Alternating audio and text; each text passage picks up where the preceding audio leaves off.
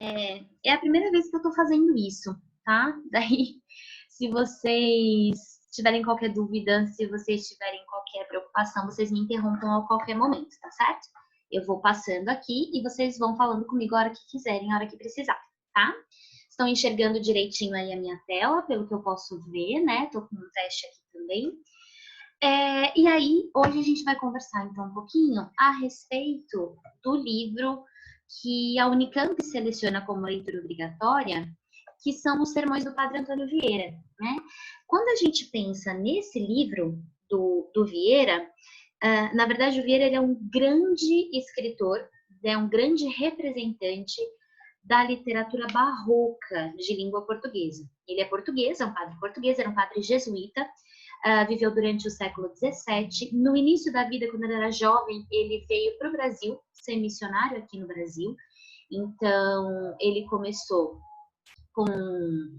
a fazer parte da Companhia de Jesus, né? Então, ele era um dos padres que vinham para cá no processo de colonização.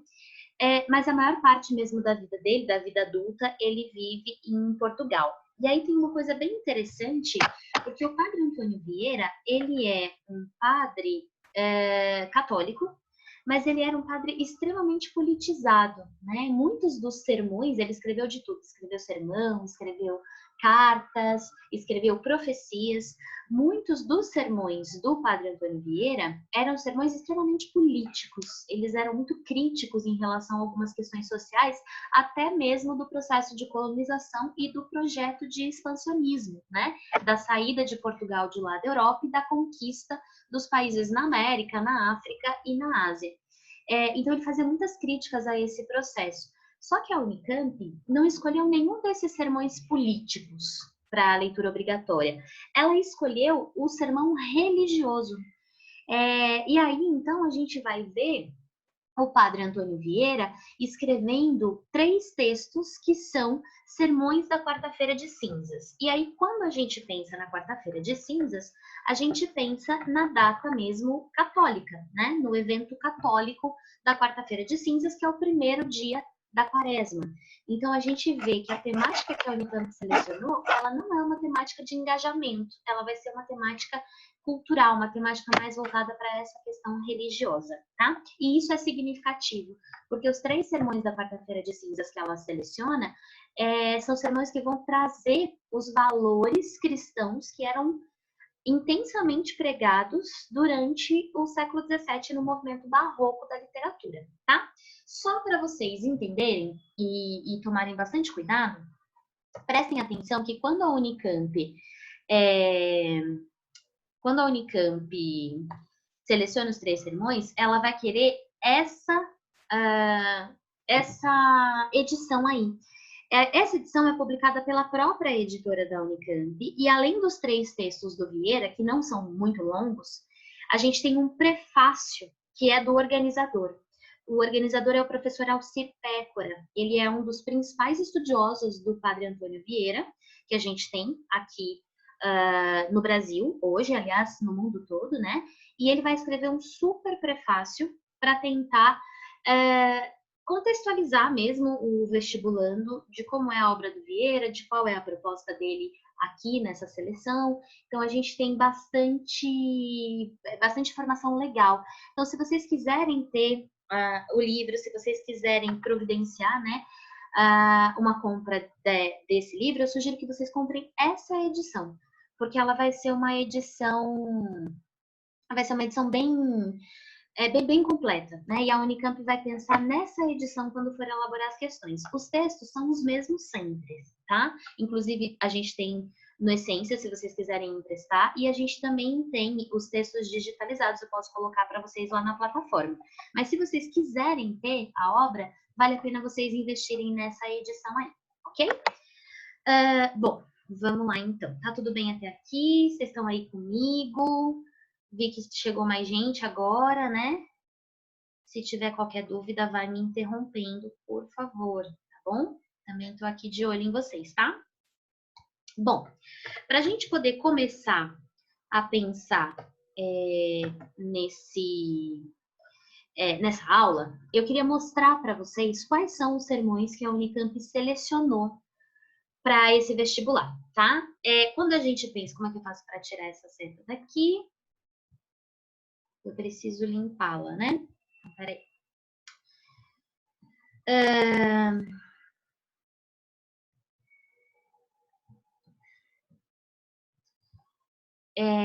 A Unicamp vai selecionar, então, 3 sermões de quarta-feira de cinza do Padre Antônio Vieira. O primeiro deles é esse aqui, ó, de 1672, tá?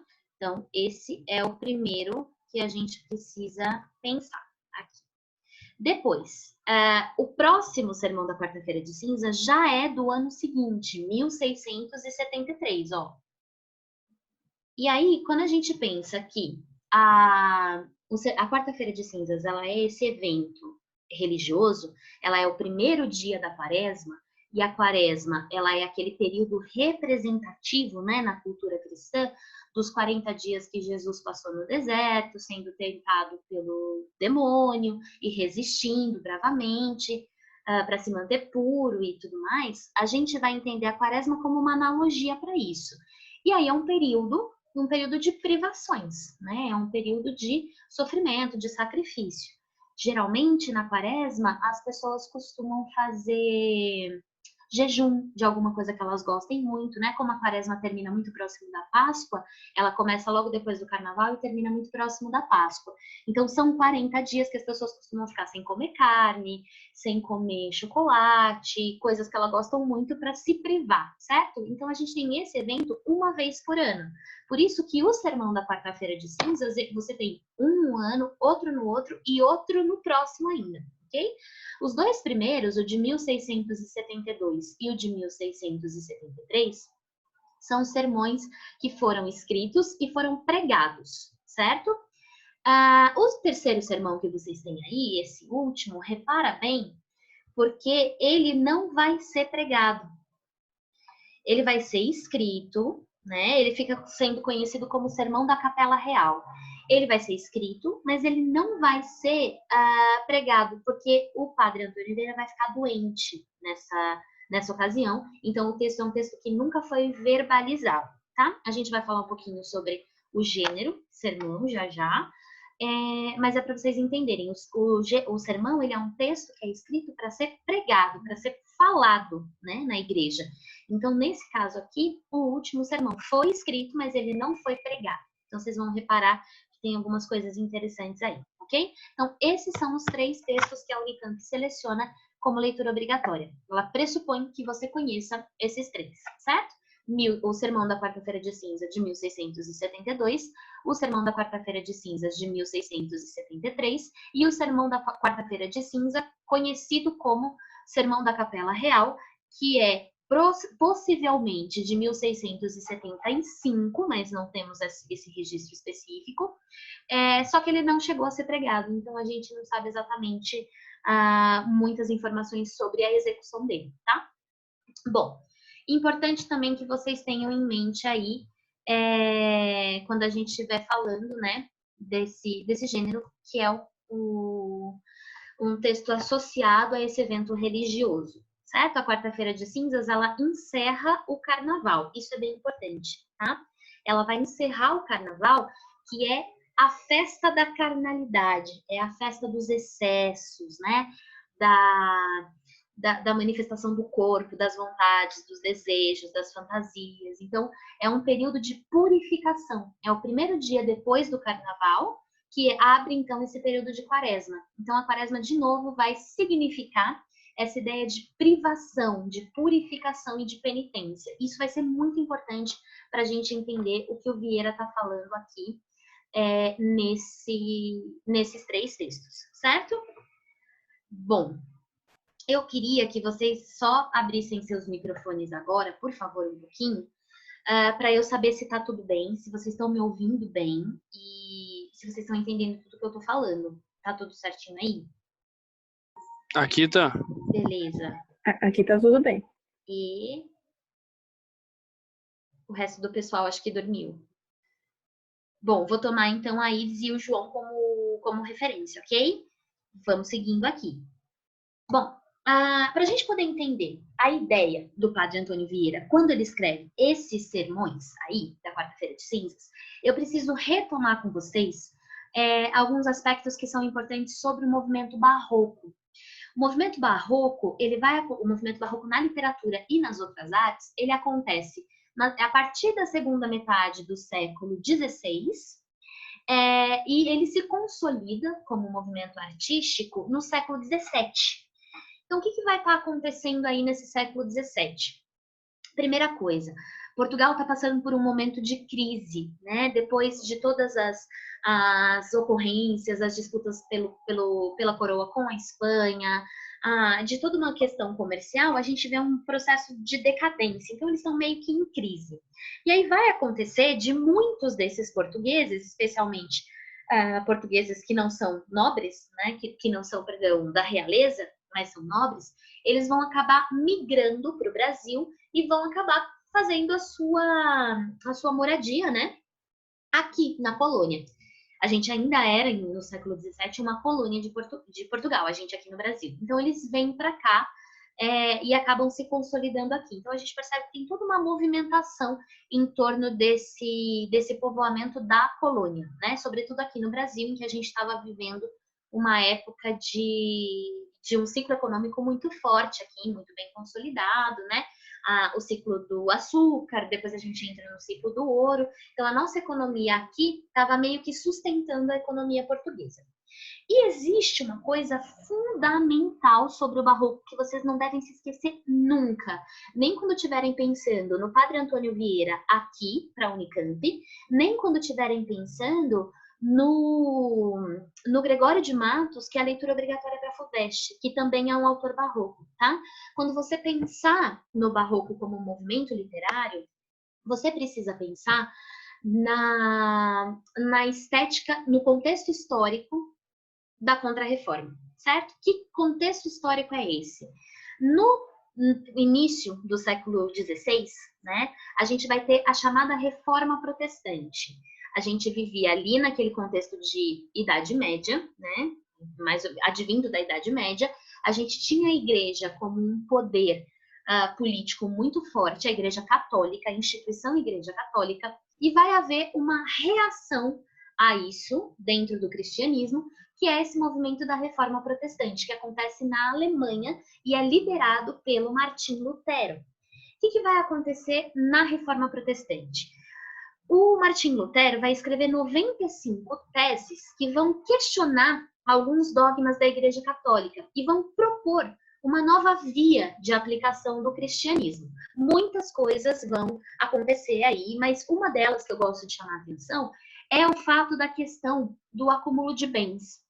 A Igreja Católica, durante o século XV e XVI, ela vai afirmar que o acúmulo de bens, ele não é bem visto por Deus, né? Ele é pecado, porque ele motiva outros pecados, a ganância, a ambição. Então, eles vão defender que você não deve acumular bens. Então, grande parte daquilo que você lucra deve ir, né? Deve ser direcionado para a igreja. Com a Reforma Protestante e a abertura desse novo braço, né, do cristianismo, que a gente vai chamar de protestantismo, que existe até hoje, as religiões não católicas, mais cristãs, que a gente chama de religiões evangélicas, por exemplo, de igrejas evangélicas, elas vêm do protestantismo do Lutero, né? Então, é um braço do cristianismo, não é catolicismo, mas ainda é essa ideia de cristianismo. E o que vai acontecer nessa reforma protestante? Uma das coisas que o Lutero vai defender nessa nova linha do cristianismo é o direito de você ficar com aquilo que você lucrou. Se você recebe lucros por conta do seu trabalho, do seu esforço, é justo que você possa ficar com esses bens. Você precisa dar um pouquinho para a igreja para ajudá-la a se sustentar, mas você pode acumular os seus bens. Então, grande parte dos burgos, né, dos burgueses que faziam parte do cristianismo, que frequentavam a Igreja Católica, abrem mão dessa religião para aderir ao protestantismo, porque lá eles poderiam fazer o seu acúmulo de bens, dentre outras coisas, certo? Então, a Reforma Protestante, ela vai trazer para a gente um questionamento daqueles dogmas da Igreja Católica. com isso, ela vai receber muita adesão, né? Muitos dos fiéis católicos vão abrir mão dessa religião para aderir ao protestantismo. Então, a Igreja Católica perde muita força como poder político, certo? Isso acontece no século XVI, então, na Reforma Protestante. Para reagir a isso, a Igreja Católica vai tentar se reerguer de alguma forma e vai usar todo o seu poderio, né, para isso, certo? E aí, nesse processo de reação da Igreja Católica, a gente tem um novo contexto. Esse contexto é que a gente vai chamar de Contra-Reforma. Então, a reforma é a reforma protestante, que acontece na primeira metade do século XVI, e a Contra-Reforma é uma reação da Igreja Católica a essa reforma protestante. Ela acontece na segunda metade, já no final do século XVI, e vai se fortalecendo ao longo do século XVII. Por isso que quando a gente estuda o Barroco como movimento literário, a gente vai pensar na Contra-Reforma como contexto, certo? Bom, e aí a Contra-Reforma católica, ela tinha dois direcionamentos importantes. O primeiro deles era a exploração comercial. A igreja dominando ali, né, politicamente, e muito associada à nobreza, à realeza, à coroa, né, de Portugal, ela vai defender essa ideia da exploração das colônias para poder enriquecer, certo? Para poder se sustentar, para poder sustentar a economia da metrópole lá em Portugal. E uma outra medida, né, para além dessa exploração comercial, é a ideia da expansão da fé católica. Como é que a fé católica vai se expandir de Portugal para o mundo? É por conta disso que vai se criar, então, nesse século XVI, a chamada Companhia de Jesus, que é uma ordem dentro da Igreja Católica de padres que são missionários. Eles saem dali, da metrópole, e eles vão levar a palavra da igreja para as regiões das colônias, certo? Então, o que vai acontecer? Esses padres da Companhia de Jesus, eles eram chamados de jesuítas. E vocês devem se lembrar, então, que os padres jesuítas vieram para o Brasil com o propósito de catequizar os nossos nativos aqui, né? Os nossos indígenas. Então, essa é uma das medidas da Contra-Reforma Católica em Portugal. Criar a Companhia de Jesus para expandir a fé no Novo Mundo. Então, eu perdi fiéis por conta da Reforma Protestante na Europa, mas eu vou conquistar outros fiéis fora da Europa, nos territórios ultramar, né? Principalmente aqui na América. Então, o padre Antônio Vieira, sobre quem a gente vai falar hoje, é um desses padres jesuítas que fez parte desse movimento aí, certo? Isso já começou no século XVI, ok? Em literatura, quando vocês estudam o século XVI, a gente estuda o classicismo na Europa e o quinhentismo aqui no Brasil. O quinhentismo, ele tem a literatura dos padres jesuítas também como parte da produção literária. E isso é no século XVI. O barroco vem um pouquinho depois, vem no século XVII, tá? E aí, quando a gente pensar no barroco, tem que ter duas coisas em mente. Primeiro, o barroco, ele é um movimento dos excessos, é um movimento do exagero. Essa foto que vocês estão vendo aí no slide, ela é uma foto de uma igreja barroca vista por dentro, da igreja de São Francisco, vista por dentro. Olha como ela é adornada, olha como ela é cheia de detalhes. Esse dourado que vocês estão vendo é um revestimento em ouro. Ela vai usufruir muito desses materiais nobres. Então, tem muita coisa em marfim, muita coisa em mármore nobre, ouro. Então, ela é exagerada, né? E a gente vai ver isso na literatura também, através daquele recurso que a gente tem nas figuras de linguagem, que vai expressar o exagero, né? A figura de linguagem chamada de hipérbole. A gente vê bastante hipérbole na literatura barroca. E além de ser o movimento dos excessos, do exagero, da ostentação, também vai ser o movimento das contradições, certo?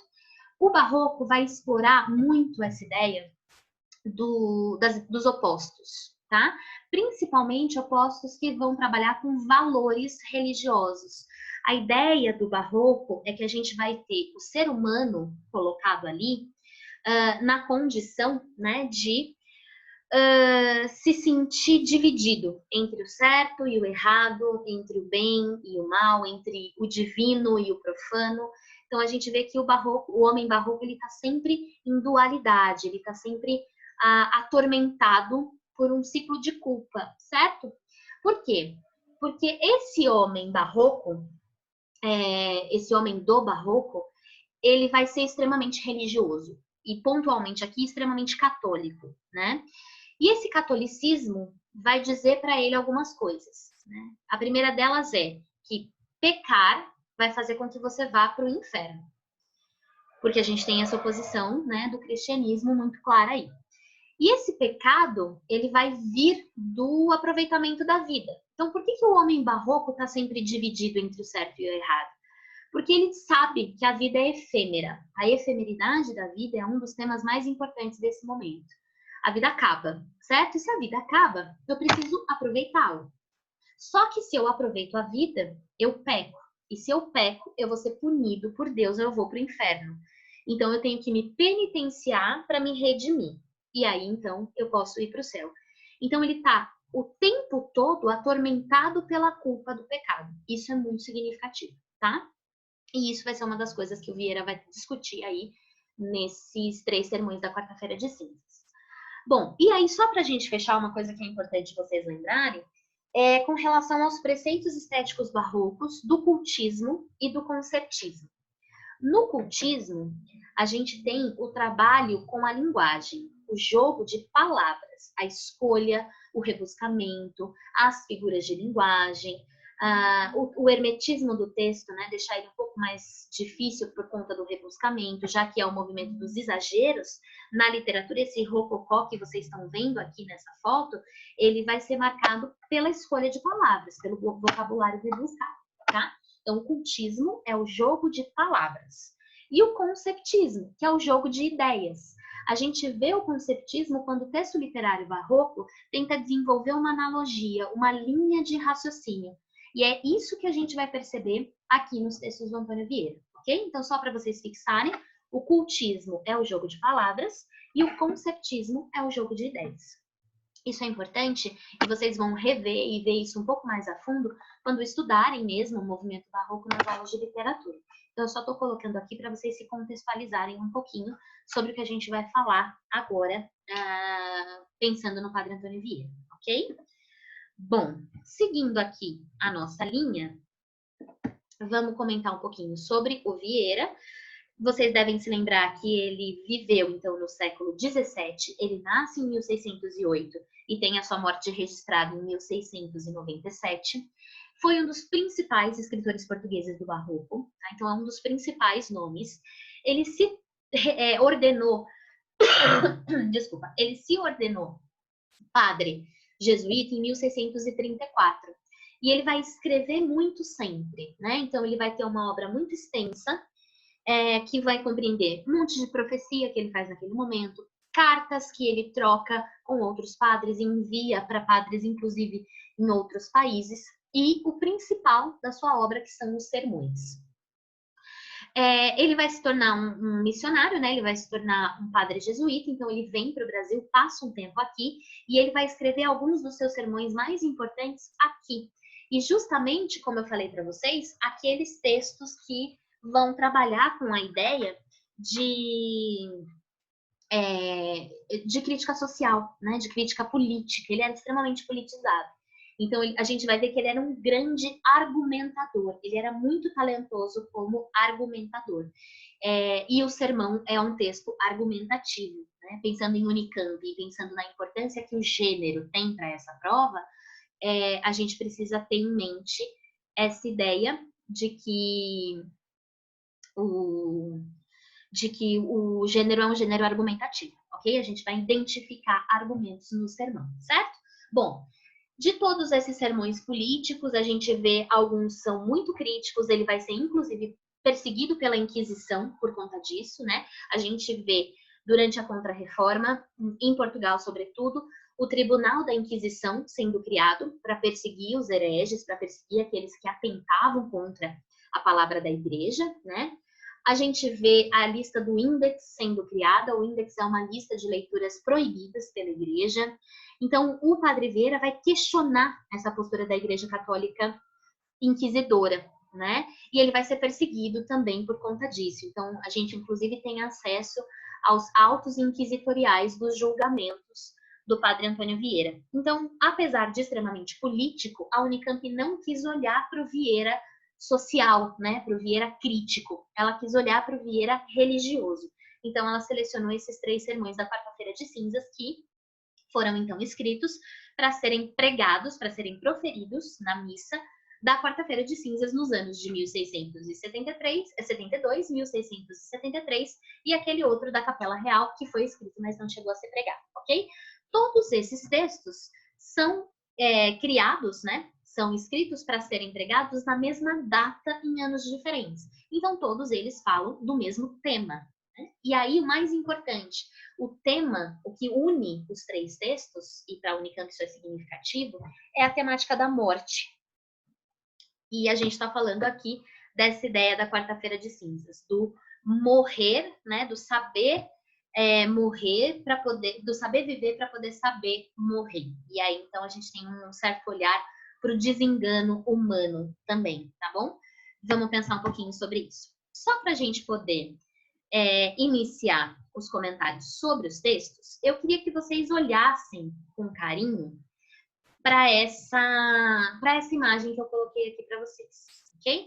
Esse é um tipo de pintura que a gente vê muito no movimento barroco no mundo inteiro.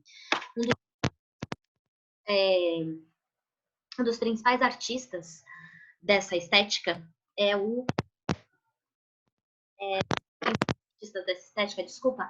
Caravaggio, né? E aí a gente vai ter um modelo de pintura que é muito significativo. Reparem nessa imagem, né?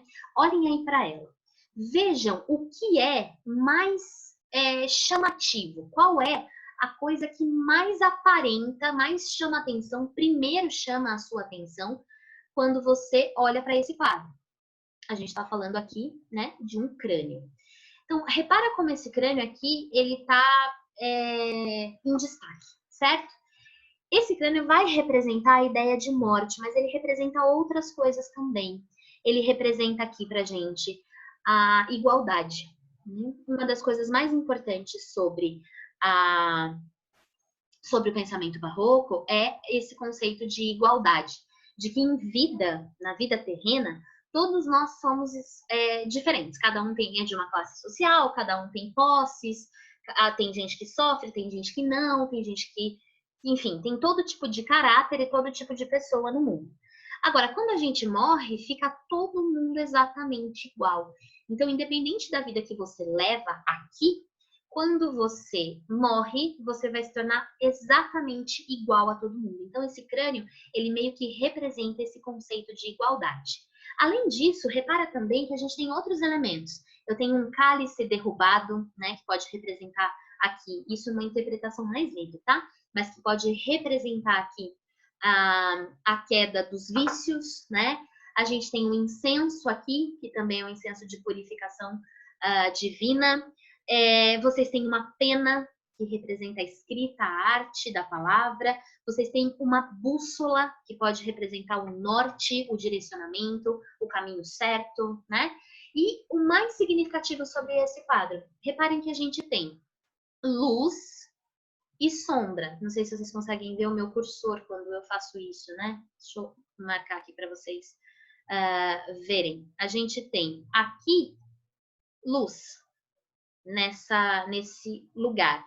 E aqui a gente tem... aqui a gente tem sombra.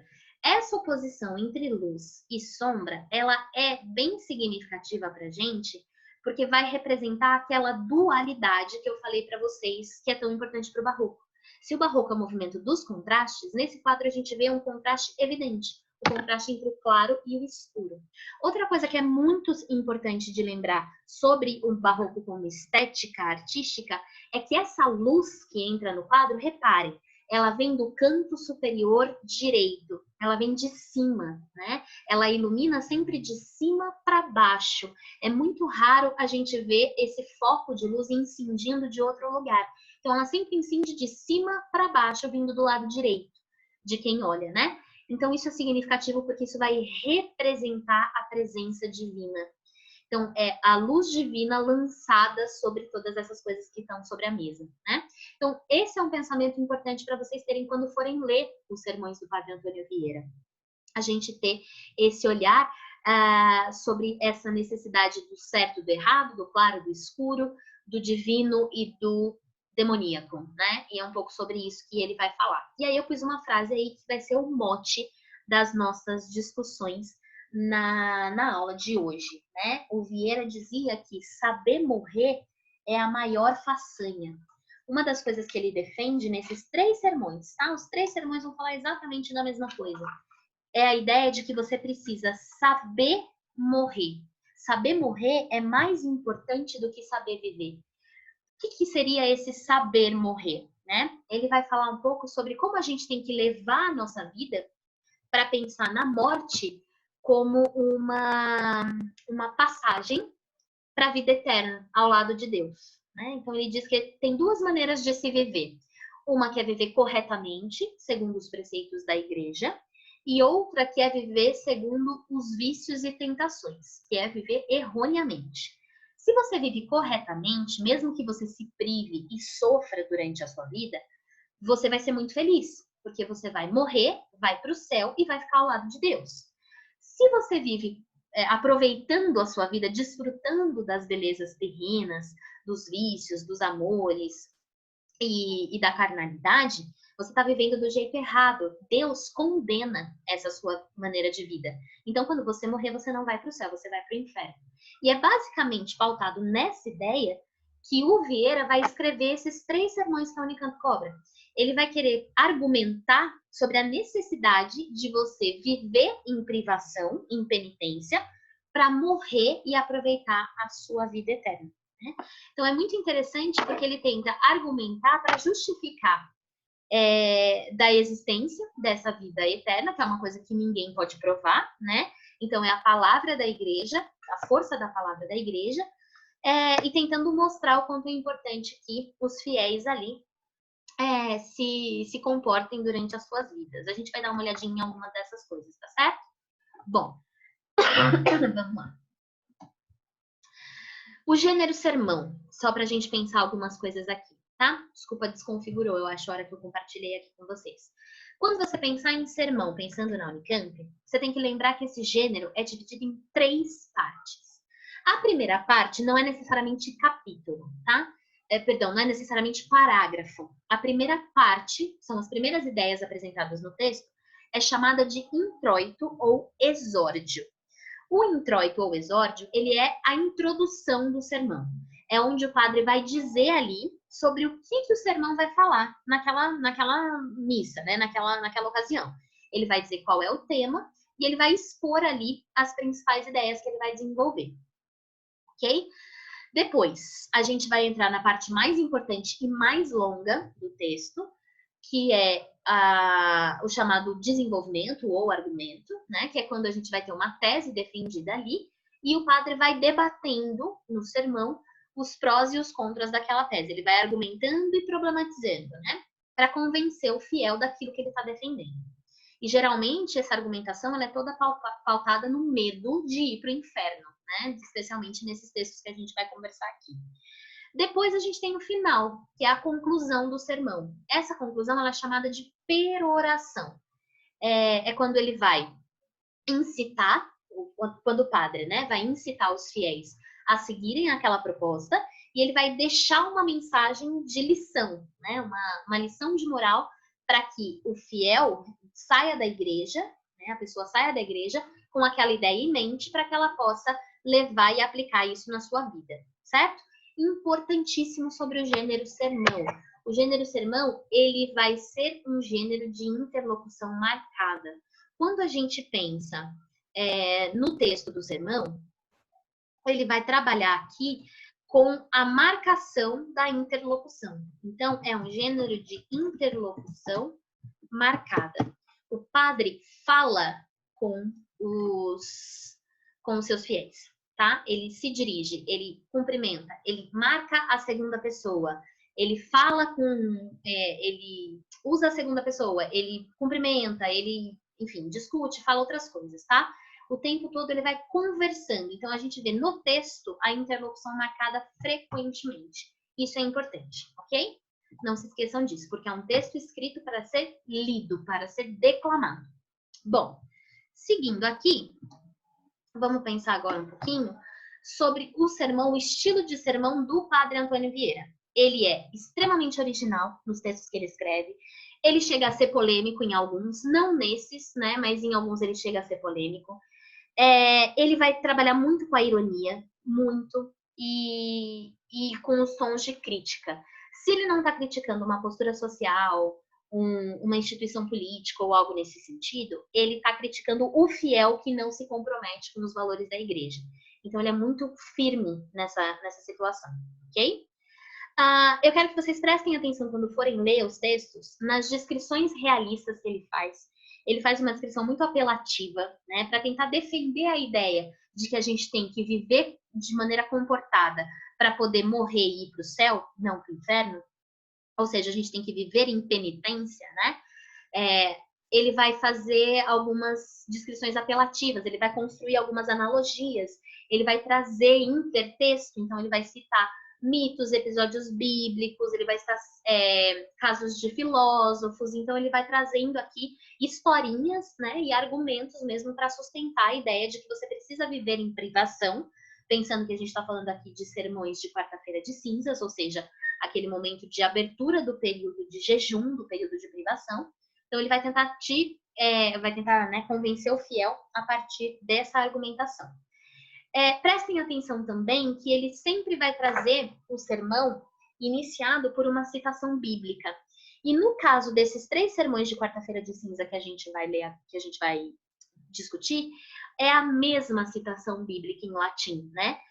A citação é pulvis est et in pulverim reverteris. Eu já mostro para vocês como se escreve. Significa és pó e ao pó retornarás, ok? Em termos de recurso estilístico, ele vai trazer uma argumentação muito sutil, o que a gente vai chamar de silogismo, né? Ele constrói ideias, e essa construção de ideias ela tem uma linha de raciocínio, né? Então, um silogismo muito bobo, que é o único que eu consigo pensar agora para explicar para vocês, são silogismos, são argumentações sutis e com falhas de reflexão, né? Com falhas argumentativas. Então, ele vai criar essa linha de raciocínio. Por exemplo, vou trazer um silogismo bem bobo para vocês entenderem só o que ele é, tá? São 2 afirmações e depois eu somo essas 2 afirmações. Então, se eu dissesse, por exemplo, todo abacate é verde, e depois eu digo que o incrível Hulk é verde, eu posso chegar à conclusão